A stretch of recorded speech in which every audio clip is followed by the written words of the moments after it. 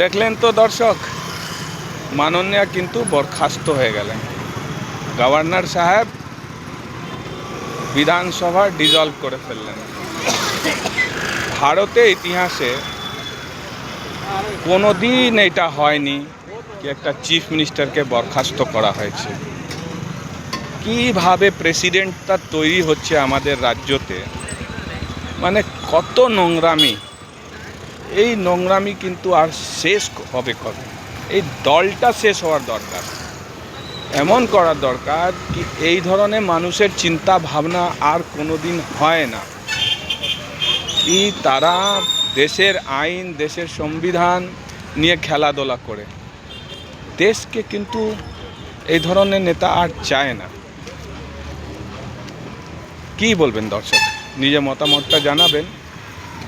ভিডিওটা অবশ্যই লাইক করবেন, চ্যানেলটা সাবস্ক্রাইব করবেন।